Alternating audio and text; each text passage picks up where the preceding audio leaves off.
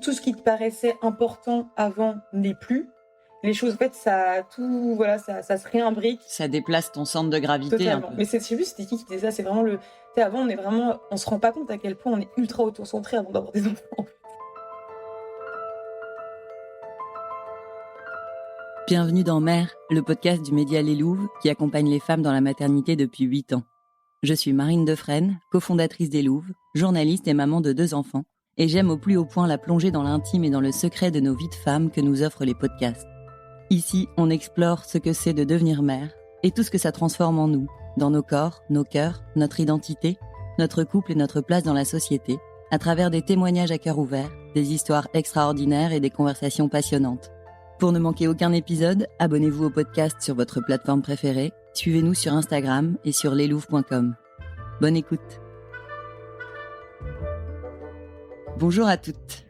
Agathe Sorlet est une illustratrice française installée à Bordeaux dont vous avez forcément admiré les dessins, solaires et francs comme elle. L'amour et les femmes sont ses sujets favoris, les femmes qu'elle sait représenter aussi puissantes que vulnérables, tout comme elle. Déjà maman d'un petit Simon, âgé de 3 ans, elle s'apprête à accueillir un deuxième petit garçon. Et c'est à la veille de ce deuxième accouchement qu'on l'a rencontrée pour évoquer sa vie de maman et d'artiste, sa relation avec son fils, sa grossesse et son couple qui a réussi à trouver son équilibre grâce à un papa investi et une très bonne répartition des rôles. J'espère que notre conversation vous touchera comme la force et la joie d'Agathe m'ont touchée. Je vous souhaite une bonne écoute. Bonjour Agathe. Bonjour. Merci beaucoup pour cette introduction élogieuse. Ça fait plaisir. Surtout, merci à toi de nous donner un peu de ton temps juste avant l'arrivée de ton deuxième bébé, parce que tu es dans ton 8e mois de grossesse, le terme est dans 3 semaines. Ouais, je crois qu'on dit je suis dans mon 9e mois. 9e mois même, oui, t'as raison. Comment vas-tu? Oui, bah, ça va bien. Oui, c'est vrai que c'est très imminent. C'est en même temps, c'est une période à la fois excitante et un peu, comment dire, parfois ça peut engendrer du stress en se demandant quand est-ce qu'on va accoucher, est-ce que ça va bien se passer. Voilà, l'accouchement qui arrive. Donc, j'ai déjà accouché. Je pense que du coup, je suis peut-être un peu moins stressée. Mais ouais, c'est un gros mélange d'émotions, la fin de grossesse, je trouve. C'est un peu comme le début. Je trouve. Enfin, c'est pas les mêmes émotions, mais je trouve que c'est comme il y a une boucle qui se fait. Ouais, c'est un peu vertigineux. Ouais, c'est ça.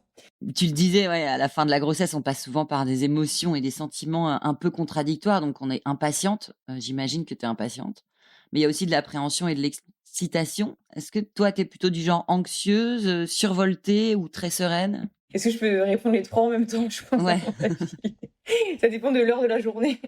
Ouais, je pense que c'est très mélangé. C'est plein de choses mélangées, mais après, je pense que c'est quand même plus du côté excitation et joie que stress et anxiété, quand même, heureusement. Mais c'est vrai qu'en plus, en fin de grossesse, je pense que ça dépend de toutes les femmes. En tout cas, moi, me concernant, je suis un peu une pile électrique. Je me dis: «Il faut que je fasse plein de choses» parce qu'il faut, en fait, faut bien préparer, faut finir de préparer.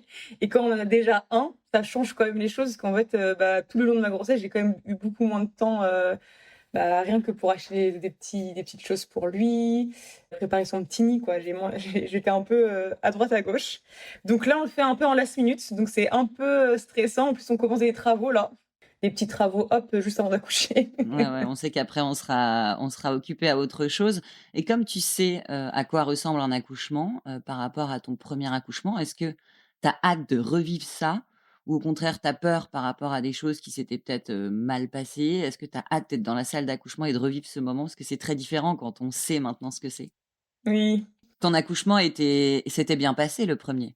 Oui, ça s'est bien passé. Bah, ça s'est bien passé, bien sûr, je peux pas dire le contraire, c'est juste que c'était très long et je pense de 4 heures du matin, j'ai perdu les os à 3 heures du matin, de 3 heures du matin jusqu'à 19 heures à peu près. Du coup, j'ai eu des contractions, sans péridurale parce qu'en fait, ça n'avançait pas, le travail n'avançait pas parce qu'en fait, Simon était enfin, voilà, il y avait ça dépend comment le bébé est placé aussi. Du coup, comme il avait la tête qui regardait, du mauvais côté, le travail était un peu lent. Donc j'ai quand même pas mal souffert, mais je suis fière de moi parce que je n'ai pas crié.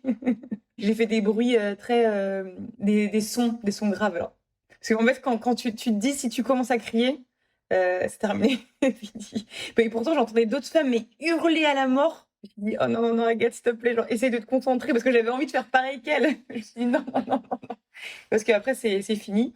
Mais du coup, ouais, pour ce deuxième accouchement, en fait, c'est un peu ambivalent parce que d'une certaine manière, le premier, ben, on est on est ultra naïve, on sait pas ce qui va se passer, donc on a une sorte d'insouciance, joyeuse. On va se dire de toute façon, voilà, moi je suis plutôt optimiste, donc je me dis: «Ça va bien se passer», on sait pas vraiment ce qui nous attend, on sait pas encore c'est quoi les douleurs des contractions et on se dit tout le temps, on entend toujours un mythe qu'il y a des femmes, il y a une femme qui a un jour accouché sans avoir Sans mal. douleur, oui.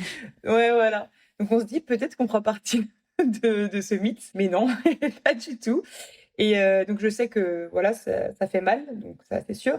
Mais après je sais que, bah, j'ai réussi à donner enfin j'ai eu mal, j'ai traversé la douleur, j'ai réussi à donner la vie. Après j'ai eu la péridurale, hein, à 19 ans. Je petit aparté parce que j'ai pas accouché, sans péridurale quand même et pour Simon et donc cet accouchement qui arrive, bah, je pense que mon appréhension, c'est juste un peu les petites choses, enfin les pour moi c'est petit, mais parce que je sais que ça peut être beaucoup plus grave, hein, ça c'était pas très grave, mais c'était juste, qu'il y avait un sage-femme qui en fait ça a changé de garde. Comme c'était long, souvent, bah, souvent on n'a pas les mêmes sages-femmes qui nous suivent pendant l'accouchement et du coup, c'était un homme. Donc, bon, j'étais déjà étonnée que ce soit un homme, mais pourquoi pas, hein? Pourquoi pas? S'il est sympa, s'il est, comment dire? Dans la bienveillance et cetera et donc là, tout de suite, il est rentré, j'ai pas du tout je me suis dit que ça allait être, ça allait pas le faire, sauf qu'en fait, c'est ça qui est très ambivalent dans un accouchement, c'est qu'à la fois, c'est vraiment, quelque chose de tellement puissant de donner la vie, on est dans toute sa puissance et en même temps, on est dans toute sa vulnérabilité. C'est très, il y a vraiment les 2 facettes. Pas le moment où en fait, c'est vraiment bizarrement, on n'arrive pas à dire, non On est très vulnérable et perméable aux autres et surtout que moi ma concentration première, c'était vraiment donner naissance à mon fils. Donc ouais, j'avais pas le temps. Je me suis dit: «Bon, et pourtant mon conjoint qui était là, il le sentait pas du tout non plus parce qu'en fait, il était vraiment pas du tout humain, j'ai l'impression que c'était un bout de viande qui retournait, il arrive, il dit pas bonjour, enfin des trucs, OK donc et puis, après il a eu des mots très déplacés. Il a dit, comme le Simon, il avait la tête qui regardait vers le ciel et bien il a dit: «Oh bah, il faudra toujours être derrière lui, celui-là», ça casse un peu ta bulle, en fait, en plus. bah, c'est ça et en plus mais surtout que ça casse la bulle, mais en même temps, je trouve que c'est ça qui est encore l'ambivalence de l'accouchement. C'est qu'en même temps, tu es dans ta bulle et en même temps, cette bulle est assez perméable parce que tu es très vulnérable. Donc en fait, quelqu'un qui va te dire un mot à ce moment-là, qui est tellement un moment important dans ta vie et ben, je trouve qu'il va s'ancrer et quand il a dit ça, je me dis: «Oh non, je sens que ça a trop d'importance». Je sens que j'ai senti que j'ai pas réussi à enfin, à me protéger de cette énergie parce que c'était pas le moment pour moi. J'étais pas dans une protection. Enfin, c'est très ambivalent, enfin, l'accouchement que j'ai passé. Je pense que c'est vraiment comme tu disais, c'est quand même des moments, la grossesse et l'accouchement, où on est complètement enfin, notre corps s'ouvre et on il y a une espèce de transparence et de perméabilité qui fait qu'on peut prendre des choses comme ça et qui vont s'ancrer, et du coup, en sachant tout ça et en sachant un petit peu peut-être ce que tu voulais pour, cette deuxième naissance, est-ce que, tu as fait, une préparation à l'accouchement particulière? Est-ce que tu as choisi quelque chose ou est-ce que tu as rien fait? Mauvais élève à 100%. À 100%. Trop de choses à Ah ouais, faire, un non, mais aîné? quand, déjà ça n'a rien à voir. Les cours de préparation. Alors déjà, les cours de préparation, moi je suis pas du tout, type, scolaire. Après, c'est juste que je pense qu'on a aussi un peu une «mauvaise expérience» entre guillemets, parce qu'on a eu les cours de préparation pour Simon et en fait, on n'a pas du tout aimé avec mon conjoint. Lui non plus, il n'est pas du tout scolaire. En fait, on n'aime pas s'asseoir. Après, ça dépend, je pense que de la personne qui donne les cours. En fait, elle avait le ton monocorde, quoi. Enfin, on était avec un autre couple. Il y a même pas le côté humain. Tiens, bonjour. Il y a rien. On est juste assis. On écoute quelqu'un qui parle de manière monotone. Et du coup, on est là et enfin, on a l'impression d'être un peu puni et puis un peu bête parce qu'il nous pose des questions, du coup, on le sait pas et en fait, dans ses réponses, j'ai l'impression qu'on était super nuls. Je sais pas. Donc du coup, mauvaise expérience de préparation à l'accouchement. Donc je me suis dit que j'ai déjà accouché. Mais c'est pas une vraie excuse, mais j'aurais pu trouver quelqu'un d'autre, hein, parce que je pense qu'il y a des gens très bien qui font ça. Mais par contre, voilà, entre le fait que ça s'est pas très bien passé, le fait que j'ai déjà accouché et que j'ai pas le temps, que j'ai pas eu trop le temps, bah, j'ai pas fait. Donc voilà. Me voici, en fait, je suis un peu en freestyle, hein. Donc tu te laisses porter, même maternité que la dernière fois ou Non, j'ai changé. Ils étaient très étonnés que je change quand du coup, j'étais à Lormont, les 4 pavillons pour Simon. C'est ma prof de yoga, prénatal qui m'avait conseillé. Donc c'est un peu, c'est trop bien parce qu'ils ont un label Amis des bébés. Donc en fait, ça me rassurait. Je me suis dit: «Ils sont un peu dans le côté physio, naturel», et il y a beaucoup de choses que j'ai aimées, beaucoup, beaucoup, notamment qu'ils laissent les parents, tranquilles. Personne vient te réveiller le matin, des choses comme ça. personne toque à ta porte, il n'y a pas 1000 personnes qui rentrent. Donc ça, c'est chouette. Enfin, quand ça se passe bien. Moi, j'ai eu un accouchement qui s'est bien passé, etc. Et donc, j'ai beaucoup aimé, mais je sais pas pourquoi j'ai voulu changer. Je sais pas. L'aventure vient, tiens, je vais tester autre chose. Et puis peut-être qu'il y avait aussi cet homme, le sage-femme, qui m'a un peu traumatisée. Je me suis dit, au moins, il sera pas là, c'est sûr. Et puis, en fait, on est à Bordeaux-Nord, là, pour l'accouchement, on va être à Bordeaux-Nord. Donc, c'est beaucoup plus proche aussi. Donc, il y était la logistique de quand tu as déjà un enfant. Tu te dis, alors, je fais 30 minutes de voiture ou j'en fais 10. Voilà, surtout quand il y a sûrement des allers-retours que Basile va plus faire parce qu'il y a déjà Simon à la maison. Donc, c'est plus pratique. Voilà. Et ce projet du deuxième enfant, il était évident, il est venu comme ça ou alors c'était une surprise? Comment ça s'est passé? C'était absolument pas évident. Pas du tout. Mais vraiment, ah non, pas du tout. Enfin, il y a eu plusieurs phases. En fait, j'ai accouché de Simon et là, je pense que c'était, tu sais, les hormones. Là, j'ai eu les hormones, je sais pas comment ça s'appelle, ocytocine ou quoi. Et là, je lui ai dit à Basile, je vais en faire 20. J'aime trop ça. Mais j'ai très vite rodé. Vraiment, j'ai redescendu très, très vite. Et je me suis, en fait, tu te prends une claque quand tu deviens maman pour la première fois. Tu te dis, what the fuck, mais c'est tellement de boulot, quoi. Enfin, c'est un truc, c'est tellement d'amour, mais c'est en même temps tellement de. Tu te rends compte que c'est. En fait, c'est marrant parce que pourtant, j'écoutais des podcasts sur la maternité. Ça m'a toujours intéressé la maternité parce que je pense que j'aimais beaucoup aussi, à travers les récits de maternité, je trouve qu'on touche toujours à quelque chose d'intime. Donc ça m'intéressait de toucher l'intime et les récits des femmes un peu intimes. Parce que en fait, quand on raconte son accouchement, c'est toujours, tu sais, on se sent toujours plus proche. C'est toujours un peu dans l'émotion. On peut pas être un robot en parlant de maternité, c'est pas possible, quoi.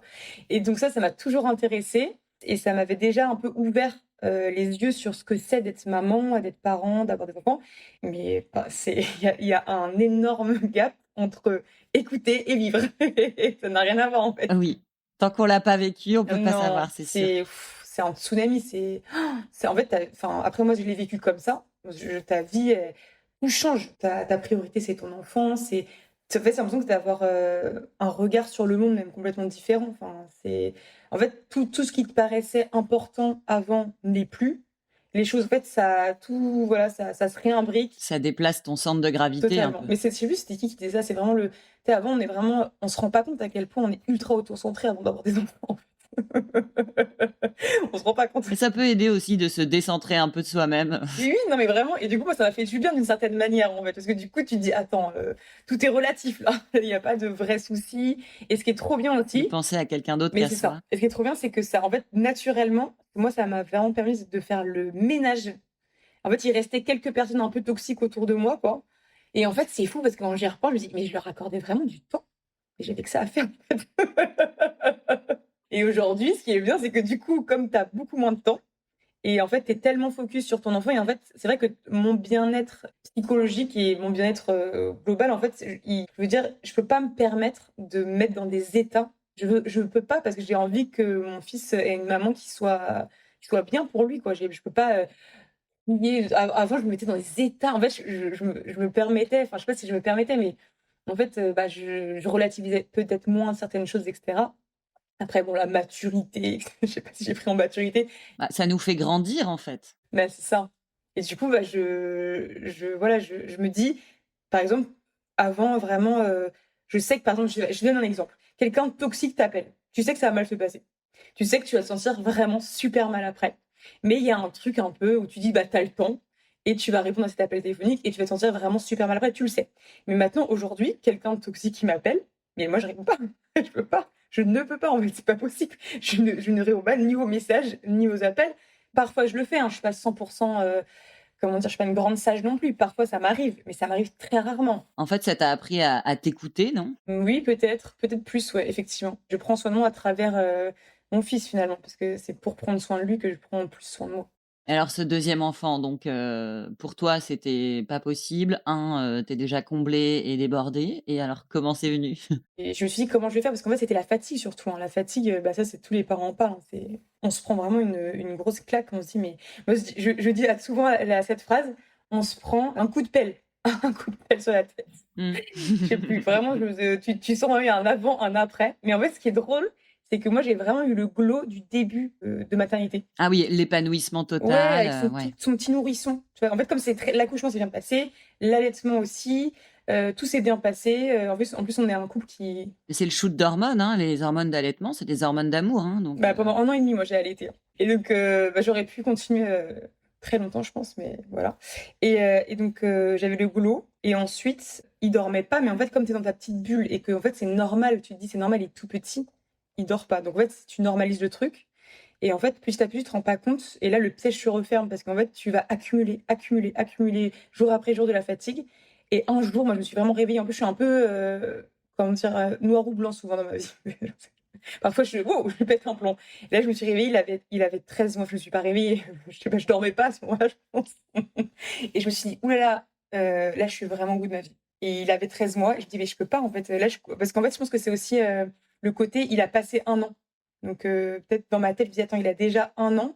tu pensais que ça irait Oui, mieux et et de me rendre compte qu'il dort toujours pas et que je suis au bout de ma vie, c'est voilà, ça m'a fait un peu un choc et je pense que là, mon corps, il a un peu relâché et je suis vraiment épuisée et donc en fait, ça je pense qu'il y a eu tout ce cheminement où au début, je me dis: «Trop bien, je vais en faire 20», enfin 20, une expression dans 20 enfants. Ensuite, je me suis dit: «Ouh là là, c'est quand même beaucoup de boulot», mais j'étais dans ma bulle aussi. En fait, au début, tu es tellement dans ta bulle avec ton petit chou que c'est vrai que j'ai dû en profiter à fond et je pensais même pas à faire un autre enfant, quoi.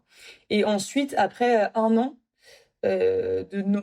sans sommeil et puis en plus l'allaitement, mine de rien, c'est quand même assez fatigant, c'est très prenant, il est tout le temps au sein et je me suis dit: «Mais moi, jamais de ma vie, j'aurai un deuxième enfant». Parce que c'est pas possible, en fait, c'est pas possible et ensuite, bah, là, vraiment, on tombe dans le cliché total. Il a commencé à dormir, vraiment bien, du coup, son père a pris les choses en main. Voilà. Parfois, il faut juste laisser le papa le faire et c'est très compliqué de lâcher prise. Très compliqué. Je fais partie de cette catégorie, de femmes, j'ai l'impression qu'on n'est pas les je suis pas la seule, de déléguer, de donner, de dire, je trouve que c'est vraiment, inhérent à la maternité, mais il y a le côté où on se sent tout le temps coupable. Vraiment, ça, c'est aussi un lot qui arrive avec la maternité. On se sent tout le temps, mais il faudrait qu'on arrive à trouver, des je sais pas, quelque chose pour enrayer ça, quoi. Parce que j'ai l'impression que toutes les mamans, je sais pas si c'est vraiment je pense que c'est la société, en fait, hein. C'est ce qu'on nous met sur les épaules. Nous, déjà, les femmes et alors les mères, c'est déjà, tu es une femme et après tu es une maman, comment tu as fait pour réussir à déléguer justement? et ben, en fait, c'est mon mec qui m'a forcée, hein. J'ai pas réussi, c'est lui qui m'a dit: «Agathe, là», il avait genre à peu près 13 mois, il m'a dit: «Agathe, là, c'est moi qui fais les nuits. Tu as pas le choix, tu restes dans la chambre. Tu restes dans la chambre, tu as pas le choix». En fait, on a eu une discussion, c'était une grande discussion, hein, ça s'est pas passé en 3 phrases, mais une grande discussion. Tu peux pas, en fait, c'est super important d'être d'accord avec, de pas j'ai l'impression en fait, j'avais l'impression, comme on s'était mis d'accord qu'il fallait surtout pas que j'aille dans la chambre parce qu'en fait, c'était aussi une trahison de ce qu'on s'était dit, quoi. On avait fait un pacte, on avait dit: «Je ne fais plus les nuits» et c'était horrible parce que du coup, Simon, bah, moi, j'étais son doudou la nuit, surtout quand tu allaites. Donc lui, il était, au bout du roule, Ah, tu as dû un peu te détacher, quoi. très dur. C'était très dur, mais en fait, ça dure pas longtemps, finalement. Franchement, ça a duré, je pense qu'il y avait eu une nuit vraiment hardcore où en fait, il a dû pleurer, enfin après c'était par intermittence parce qu'il y avait toujours son papa qui était avec lui, mais il a dû pleurer en tout peut-être, 3-4 heures, mais c'était pas 4 heures d'affilée, mais c'était, voilà, il voulait pas se rendormir, quoi. Bah, il avait l'habitude de prendre le sein la nuit du coup C'est exactement ça. et ton mari, il a remplacé ça par quoi? Par des câlins? Oui, non, bah, juste par des câlins, par être là et par la parole, lui dire, «Bah, écoute, voilà». Après on avait discuté aussi en amont avec lui.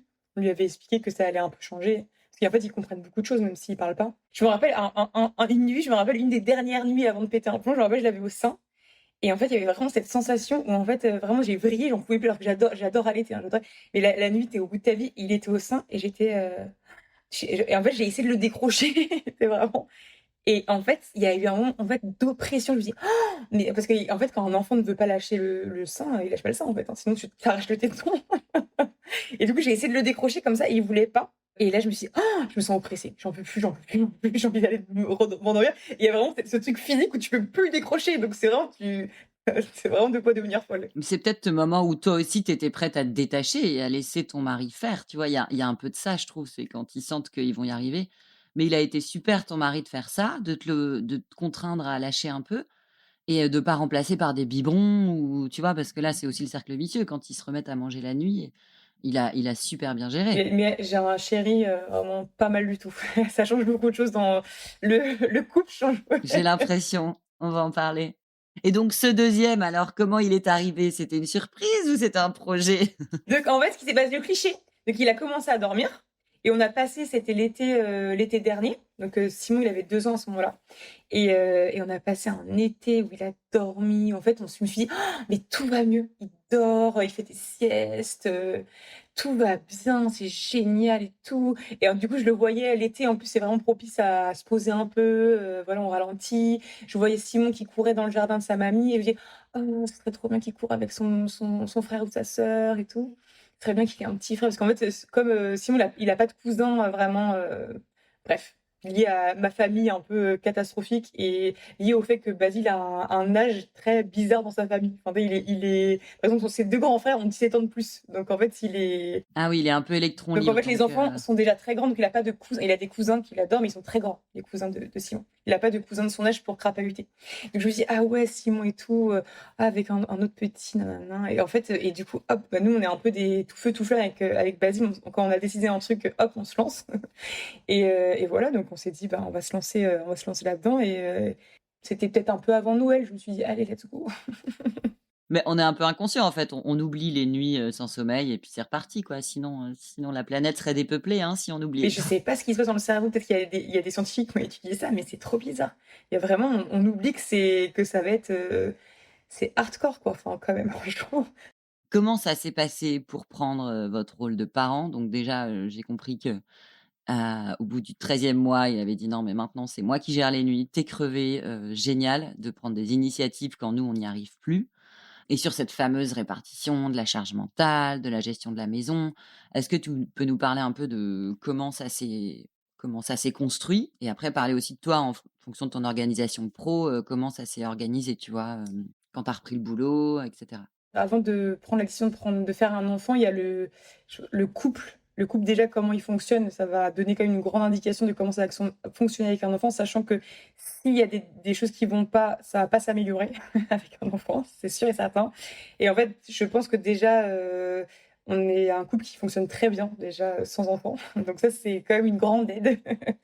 Et Basile, c'est quelqu'un, comment dire? Je sais enfin, je sais plus par où commencer, mais en fait, c'est quelqu'un qui est, très déconstruit sur beaucoup de choses et il a aucun souci, à faire, plein de choses qui sont, comment dire? Étiquetées, féminins, liées au rôle de la mère. Il a aucun souci à faire ça.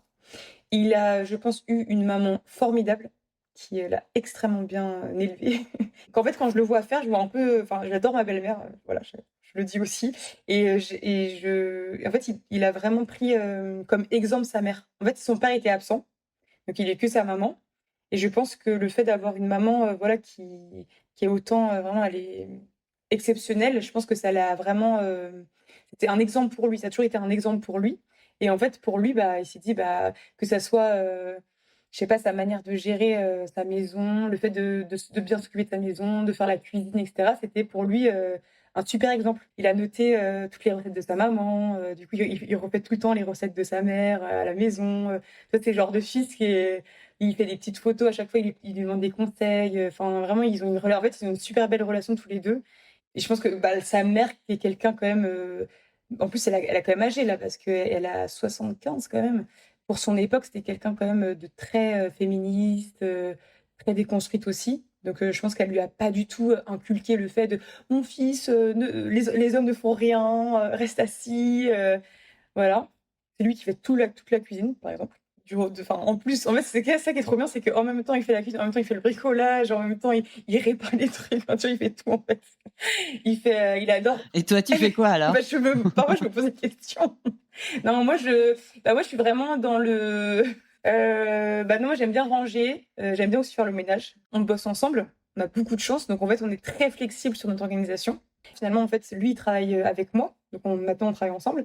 Mais en fait, entre guillemets, je suis plus la patronne. Je suis plus, on va dire, j'ai un grade au-dessus. Le pauvre, si j'entends.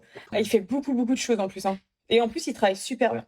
Je tiens à le dire quand même. Parce qu'il est génial. Tu as un peu trouvé l'homme idéal? C'est agaçant, non? C'est insupportable, franchement, c'est insupportable. Mais c'est vraiment une question de chance, en vrai. Je me dis ah, parce que j'ai quand même pas mal de défauts, je me dis franchement, je sais pas qu'est-ce qui s'est passé, j'ai eu trop de chance dans ma vie et donc comme on a ce format, on n'est pas dans un format classique de travail.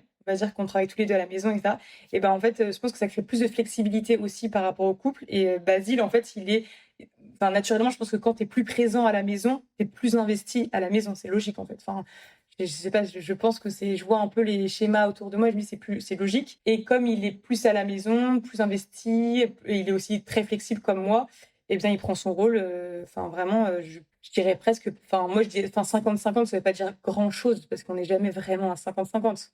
En fait, le but, c'est pas d'être à 50-50, c'est que chacun se sente bien, et trouve de l'énergie et des ressources quand il en a Bah, besoin, quoi. exactement ça. Et le fait, d'être enceinte et là, tu vas avoir un postpartum, est-ce que du coup, vous devez quand même vous poser la question de, congé maternité, congé paternité ou votre flexibilité fait que vous êtes complètement, libre et serein ou vous avez quand même posé des choses, organisé des choses pour ces périodes-là?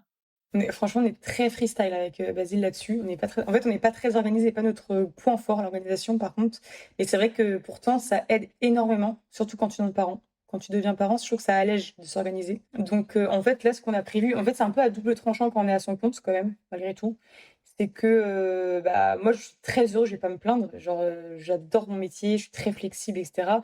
Mais le côté un peu, vacances ou congé, n'existe pas vraiment.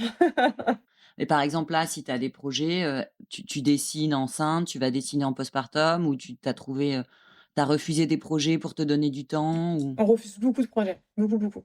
Là, en fait, ce qui se passe, c'est que du coup, là, je vais bientôt accoucher, donc on refuse, bah, tout bah, je suis obligée de refuser, en fait, je peux pas accepter. Après, ce qui est bien, c'est qu'on a beaucoup, beaucoup travaillé. En fait, j'ai eu une année très, très dense, c'est pour ça aussi, j'ai pas beaucoup préparé les choses pour cet enfant parce qu'en fait, je me dis: «Il faut tellement que je me focus sur le boulot et après je serai tranquille». Donc en fait, on a eu beaucoup, beaucoup de collabs et cetera qui vont sortir, bah, une fois, en postpartum, en fait. Donc ça, c'est chouette parce qu'il y a beaucoup de travail qui a déjà été fait en amont. Enfin, je peux pas en fait, j'arrive pas vraiment à me plaindre parce que je c'est un choix déjà, de vie. ouais, donc c'est une super liberté, qui fait que là, tu es sereine et tu sais que tu vas pas te retrouver à devoir rendre un Ouais, projet, c'est ça ou à devoir, et c'est bien de pouvoir taffer, dire enfin, ouais, c'est ça, en fait, comme j'ai pas de «patron» entre guillemets, bah, je peux dire «non». Ça, c'est chouette. Donc du coup, ça crée, de l'air. Ça, c'est chouette. Je me dis: «Ah, je vais pas rendre des comptes sur mon état après», parce que je sais qu'il y a plein de mamans, j'entends beaucoup, qui apprennent de rentrer, du travail après leur congé. Moi, je vais pas, enfin, en plus, je sais qu'en postpartum, tu es quand même aussi, voilà, il y a un côté où tu as envie d'être un peu dans ta bulle, mais quand on te laisse tranquille, tu as pas forcément envie d'aller voir des têtes que tu aimes pas trop. Donc ouais, je me sens très chanceuse. Après, c'est vrai que c'est en plus, c'est ma passion aussi, mon métier, hein. Je suis très passionnée, donc tout est un peu ambivalent parce que parfois, je pense que j'en fais trop. Parfois, il faudrait que je me pose. En même temps, je sais que c'est pas mon caractère. Je sais qu'il y a une amie qui m'avait dit un truc qui m'avait tellement énervée quand j'étais enceinte de Simon, parce que peut-être qu'elle a touché quelque chose de juste, mais ça m'avait énervée quand même. Elle m'avait dit: «Mais Agathe, mais profite, mets-toi sur ton canapé, touche ton ventre, assis-toi, enfin pose-toi». Et en fait, ça m'avait trop énervée. Je fais genre: «Mais attendez, je fais ce que je veux». Ça m'énerve qu'on me dise quoi faire et mais c'est vrai qu'il y a un côté où je pense que c'est mon caractère, le fait que je suis très passionnée par mon travail et cetera.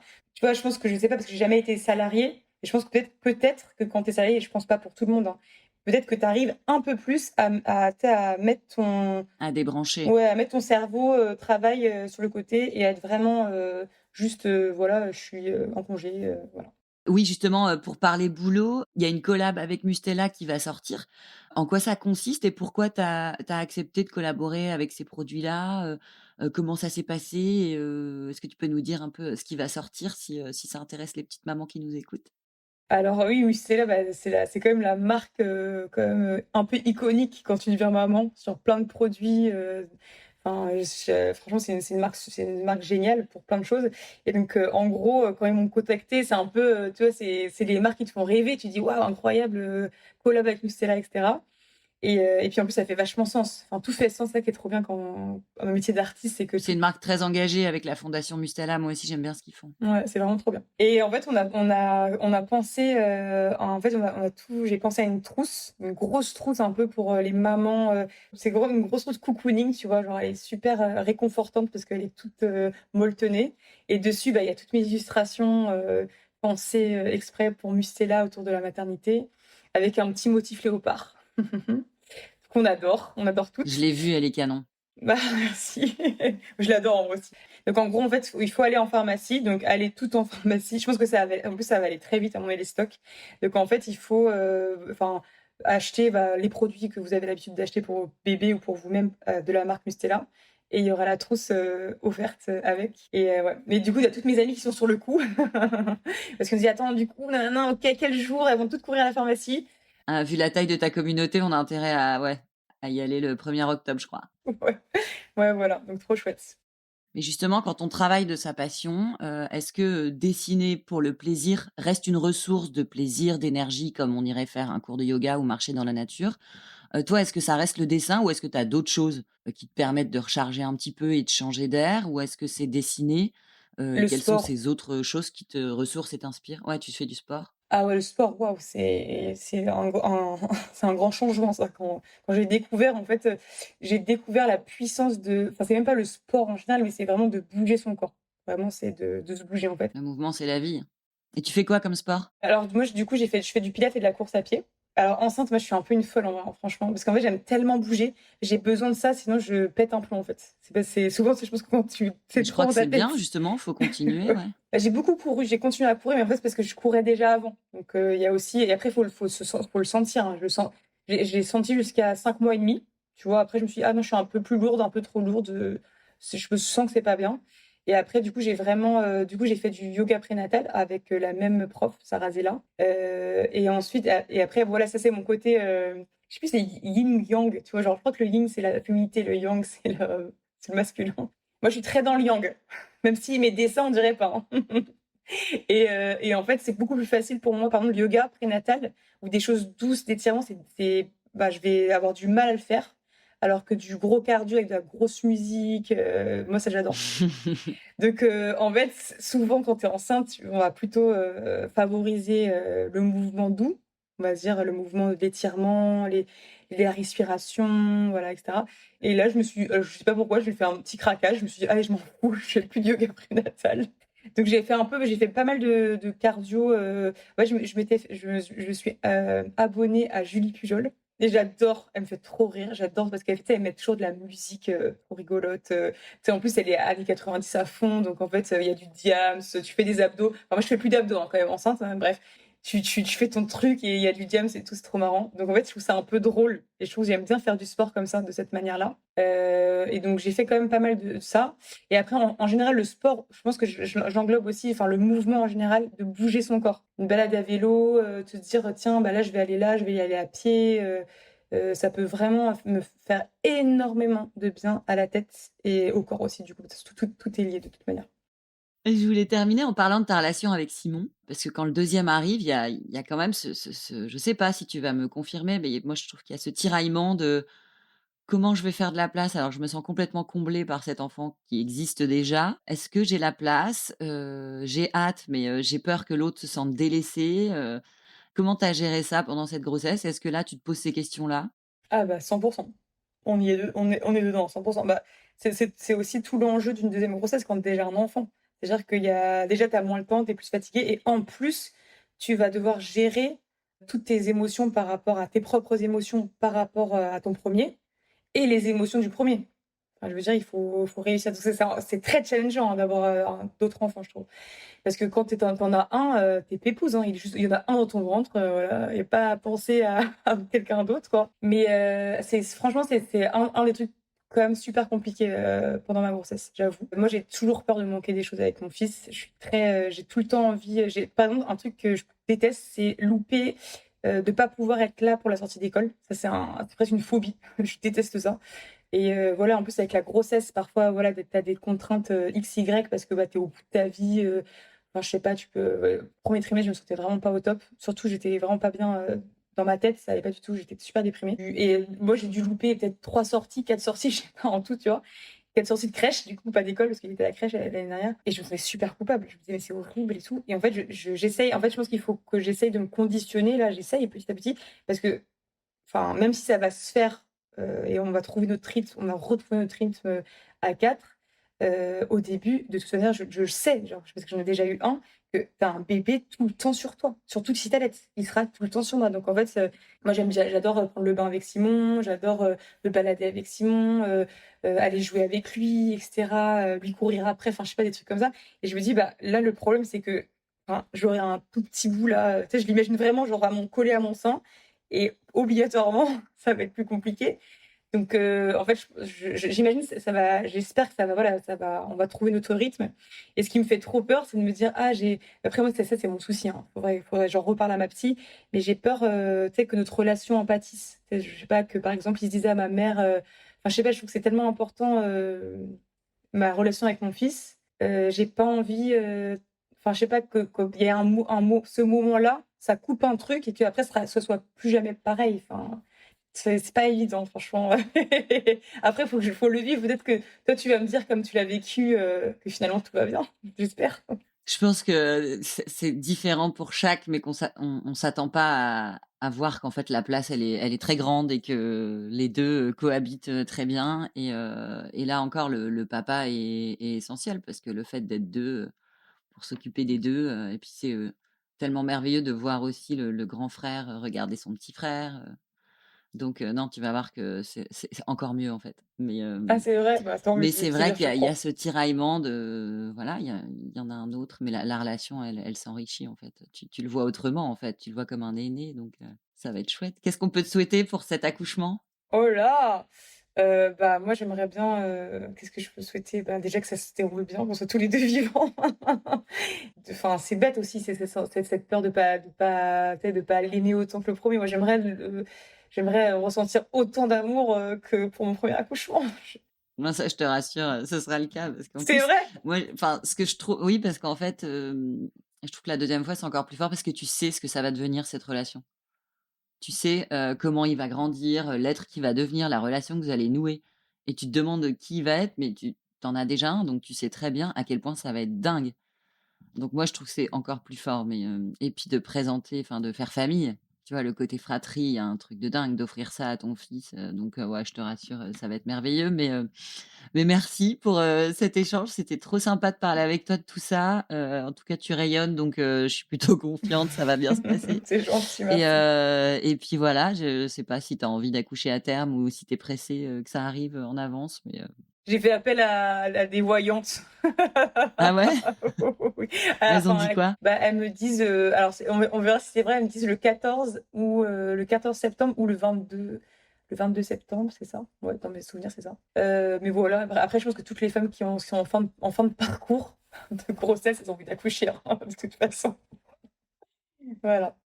Merci Agathe, merci beaucoup, merci pour tes dessins. Je pense qu'il y en a pas beaucoup qui connaissent pas, mais allez voir son compte et allez voir ce e-shop. Il y a plein de cadeaux de naissance et des envies de décorer une chambre de bébé aussi, puisqu'on est dans ce thème-là. Je te souhaite une super naissance, un beau postpartum, et puis merci pour ta sincérité, c'était chouette. Merci à toi, c'est trop gentil. Merci à toi.